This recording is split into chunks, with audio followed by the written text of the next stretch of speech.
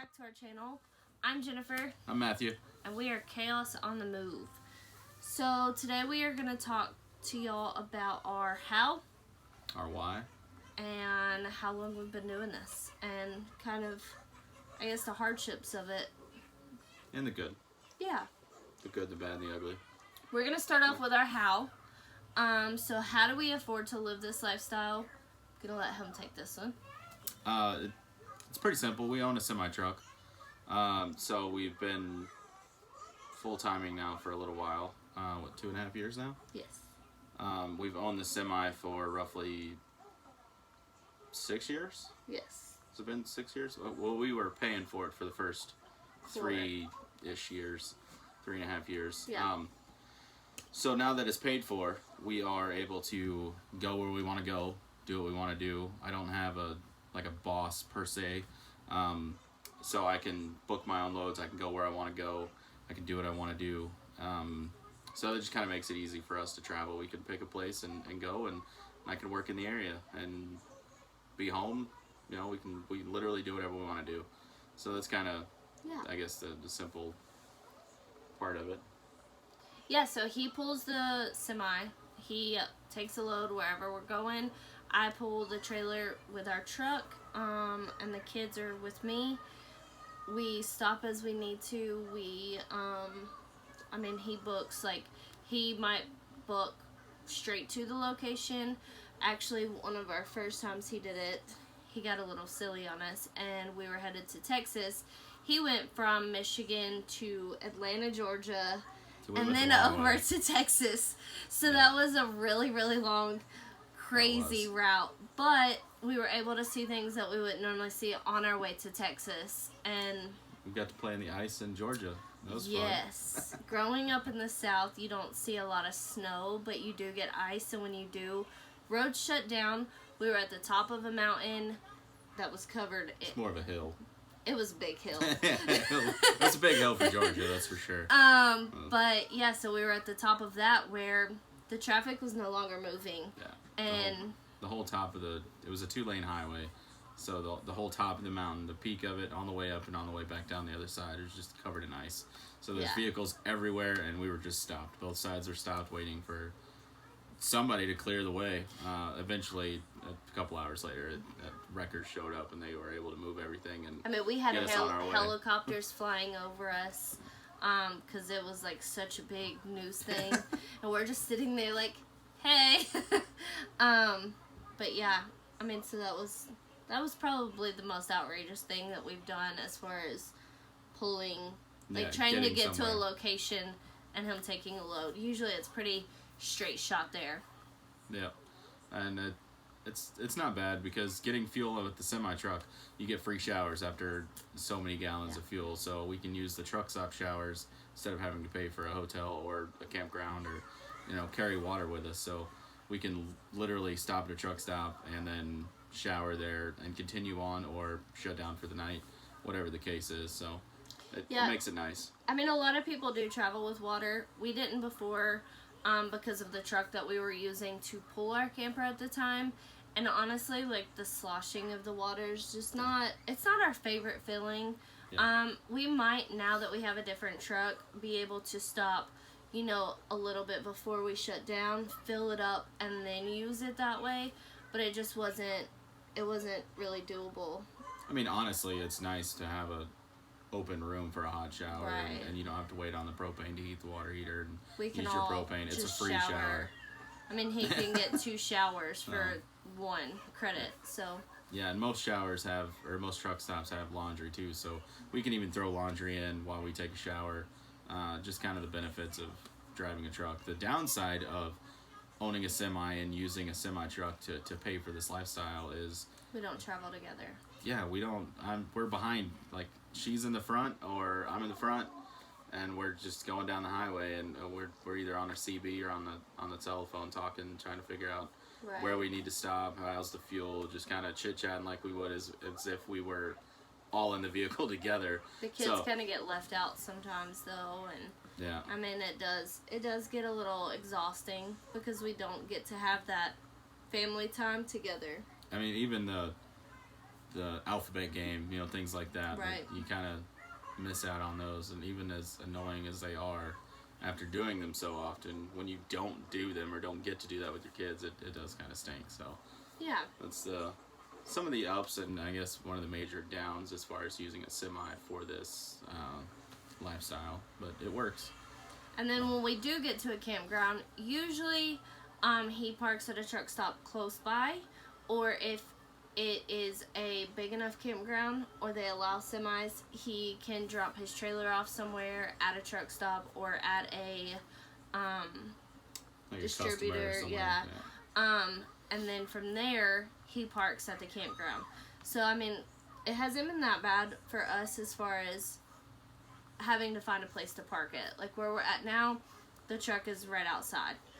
And Yeah, that makes it nice when we find places like that. So there's actually been several truck stops that have allowed that, or not truck stops, campgrounds, yeah. campgrounds. Yeah, a lot of the truck stops allow truck parking. Yeah.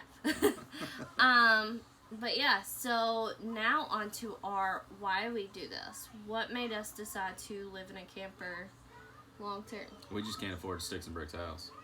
No. I think this is probably a little more, as far as our setup, it actually costs more than our previous Yes. sticks and bricks. It's a little more expensive lifestyle, which is our choice. It's not everybody's situation. A lot of people are a lot cheaper. But why we RV? Why we full time? We're both very fiddle-footed. Even if we are planning on staying at home or in the camper for a few days after a lot of traveling, after a day, maybe even a half a day, we're both like, let's do something. We got to do something. We can't sit still. So we're constantly going and trying to see new things and go new places and take our kids places and just have a good time as a family. And I mean, that's really as simple as that. We don't know where we want to settle down or buy a house, but that is our end goal. And we've always wanted to homeschool our kids on the road. So from the time that I was pregnant with our oldest, we knew we were going to homeschool. But at that time, he was over the road trucking. And so our goal was that at that point, we would homeschool her, and as she learns about things, we could take her to the places that she's learning about. But then we kind of discovered this lifestyle, and now instead of her having to learn about it first, she learns as we're there, and things seem to stick a lot better for her. Even both of them, actually. Yeah, I mean, both of our learn. kids. I mean, we've gone to battleships, we've gone to museums, we've gone to rodeos. Yeah, I mean, all sorts of things. Yeah, so many things. Even just volunteering at state parks, they've learned about things that you wouldn't normally learn about. Yeah. And so for us, I think that it's a more rewarding lifestyle. Definitely. As far as across the board. Yeah, I would much rather be doing this.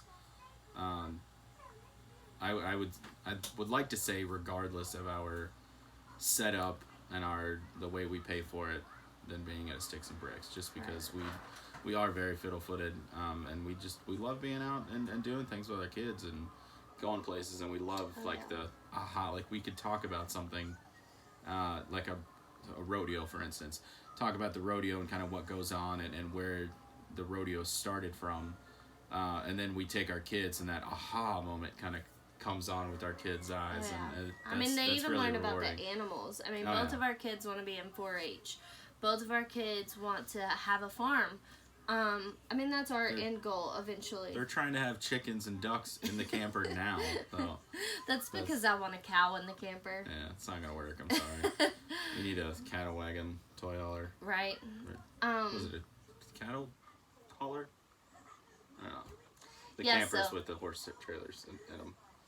So anyway, they want to both be in 4-H, and I mean, as far as this lifestyle, they can kind of dip their toes into it. Their fingers. They can. They'll jump in. Yeah. They won't just. I mean, they can definitely be a part. We can go to like different farms and be a part of farms. We can. There's like things where you can trade out living on a farm, for working there for free. There's also that with wineries, and kids can partake in that too. They can help make the wine. They can't obviously taste the wine, but they can help be a part of it. We can. Same with, what else? There's orchards. There's orchards up here where we're at right now in Michigan. There's orchards everywhere. all Yeah. sorts of like pumpkin patches and apple orchards, just all And, sorts of things like that for kids to do. Yeah, no, I mean, even a lot of those places have like harvest hosts that you can Mhm. be a part of. So there's a lot of different ways to still be a part of things without having to be stationary. Yeah, and speaking of stationary, we generally stay somewhere roughly a month, maybe Yes. 5 weeks, kind of depending on the situation. It's a lot more affordable, yeah. honestly. The rates are generally cheaper at a campground per month. It gives us time to do the things that we want in the area with him still working. Yeah. Because we aren't lucky enough right now for him to not work his daily job. We tend to have to take our time doing things, and Yep. it does take usually about that full month for us to get to see all the things that we want to see. In the winter, we usually stay down south in, Texas. Last year we were in Alabama. We were on the beach for Christmas. We were. It was a memorable moment. Yeah, and we lost our keys. We spent about 6 months down there to avoid winter. We do tend to drive instead of just like slowly moving. I don't know why. We tend to kind of jump instead of just going state to state. We'll go from Texas to Pennsylvania, and then from Pennsylvania to Tennessee. We don't slow move. I don't know why. I think we're destination people at the same time. We definitely like, oh, this is going on over here at this time. Yeah. I would like to go there and see this during this season, so that's kind of what we do. We'll like she said earlier, we'll get a load from A to B or several loads in between that just kind of make our way up there and hang out at a campground and see what's around, what the area has to offer. And so it's not bad. I mean, we do jump. We're not like, let's go to the next state over. Sometimes we'll take our time. Sometimes, I mean, we went from like the top of Alabama, or well, kind of the east side of Alabama over to the coast. We did do that. I mean, we have done a few small moves, but we tend to, especially when we've spent a lot of time down south, we try to get up north to get away from the heat because we've spent so much time in the heat. It's still hot in Michigan for some reason. We I don't understand that. Right, especially after Florida. Oh my goodness. Yeah. That was a fun time. So yeah, I mean, our biggest why is we just don't know where we want to be in our lives. We're not settlers, so to speak, so we don't want to settle down. Mm-hmm. I personally hate when people ask, like, when are you going to settle? We should never settle in our life. That's just my opinion. When are you going to put roots down? I guess whenever the plant gets too big for the pot. Right. At that point, we'll go to a bigger pot. Yeah. we just, I mean, we're happy doing this. We have no, I guess we do have a goal of having a house and a farm, but as far as when where, we don't know. We used to say a 2-year plan. When we first started this lifestyle, it was 2 years we want to have a house. We can see the country for 2 years. 2.5 years ago. Yeah, and I think our 2-year plan is moving out to like 6 years. Yeah, we don't really know. I mean, we've talked about, the thing is we think we know where we want to be, but we avoid going to where that place is because we're not ready to give up. Yeah, we're definitely scared that it's gonna cause us to give up this lifestyle. This is home. We kind of don't want that. We're enjoying. We want to go there. We want to visit. We want to be a part of it. Like, we want to experience it, and we want to like give our love to the place because we know how much we love it. Where is this place? We can't say that. No, Montana. So yeah, we want to eventually move to Montana. We've been out there, and it's like heaven on earth to us.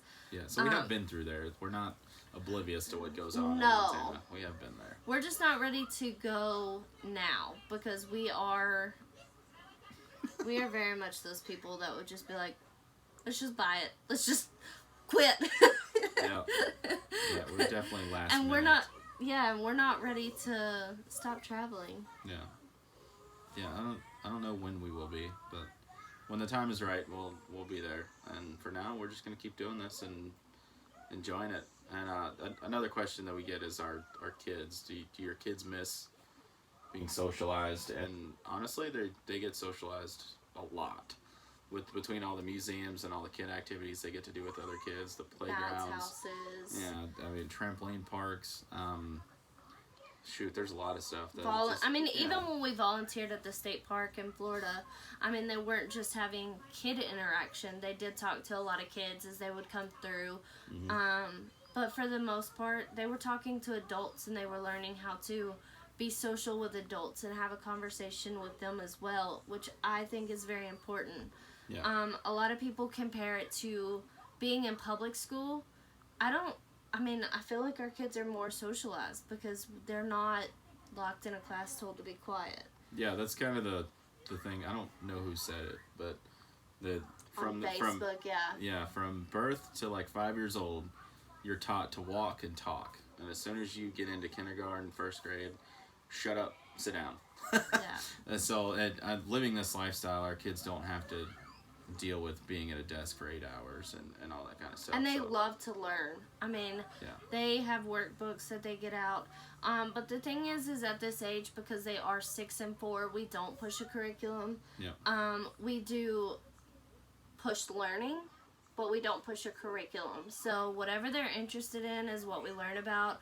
Right now, our 6-year-old is very interested in space. So we've gone to space museums. We've gone to... We've gotten a lot of books about space too. Yeah, I mean, even the and Blue things like Angels that. stuff. Like, we went and watched the Blue Angels practice twice, and she got to meet them and ask them questions. And You're giving all our secrets away. I know. But she's been able to be hands-on with a lot more things than you would be if you're sitting behind a desk. Yeah. Yeah, it's a little different whenever you're sitting at a desk looking at it in a book versus actually getting to experience it. And I think that's one thing that we really value in this lifestyle. Yeah. That's very important to us. And then another thing is like, do they miss out on getting to be a part of teams and stuff like that? Right now, because they are so young, they do gymnastics a lot whenever we go places and we know we're going to be there for a little while. We put them in gymnastics, so they get to be a part of that. We're looking into karate. They're also trying to get into motocross, so that's something that we can full-on travel with. We don't have to plan. Yep. And There's a lot of off-road trails even just to let them ride and enjoy that with other kids their age. Right. So those are like the main things. Our oldest has done t-ball. If we know we're going to be somewhere come t-ball season, then we sign them up. And Yep. if we don't know, then they understand. And I mean, we play t-ball outside or whatever the case is. So they're not really missing out on being a part of a team either. Yep, I agree with that. I think they're pretty well, I guess, socialized and. I mean, they know how to lose. They know how to win. I mean, Depends on who beat them. right. They don't like it when we win. But, No. Oh well, they'll be all right. They also keep up with family through like Marco Polo app, so they get to talk to their cousins through Marco Polo. Then they talk to some of their other friends through like Facebook Messenger from my account to their parents' account. You mean they don't have their own Facebook at 6 and 4? So anyway, so they get to. I mean, there's still several ways. We also write letters to people, so it gives them a way to practice writing and waiting, and so they've learned to send mail and write letters and wait for that letter to come in. And I think that that's a big part of their life too. Oh yeah, they definitely love getting mail. Yeah. But yeah, I think we've covered the how, the why, the good, the bad, kind of. What's the hardest thing in this lifestyle? The hardest thing, I think the hardest thing in this lifestyle is probably the semi truck, just because we don't get to experience the traveling together, exactly together in the same vehicle. Other than that, I mean, just having to be like going to work every day, that kind of stinks. But I think the hardest thing, honestly, is trying to decide where we're going next. yeah, that is true. That's always the thing we struggle with, because there's so many places we want to go and so many places that we've kind of been through but we haven't actually experienced. Yeah. Yeah, and it's not as easy as just, okay, we'll go to this place over here. We have to actually do some research about the area and see if there is truck parking. Is there freight in the area within a reasonable distance of me able to work daily and be home? Because the last thing I want to do is having to go get a load and take it 400 miles and not be home. That's no fun. I mean, if the truck needs repair, different things like that. Is there a repair facility in the area where we're at? You know, do we have to take it somewhere else? So it's a little different. It's a little more difficult, but honestly, we it's still never worth made it not to where doing we it. were supposed to get this summer. I mean, things Yeah. happen. Our life and our plans change constantly. Yeah. So yeah, if you got any questions or comments, you know, definitely leave them down below. Make sure you subscribe and hit that like button, share. And I will link our Instagram and our Facebook below, so check those out as well. We try to share as often as we can on there. It is a work in progress. Yeah. We appreciate you all joining us and watching this video, and we hope that it gave you some insight. And if you are looking to do this lifestyle, do it. Jump. Yeah. Make the jump. Yeah. Feel free to ask questions. I mean, if you're curious about anything else, anything that we mentioned in this video, anything that we didn't mention, I mean, feel free to ask, and we can answer it in a comment or on Facebook, Instagram, whatever the case is. So Yeah, so I guess we will see you next time. Thanks. thanks. Bye. Bye.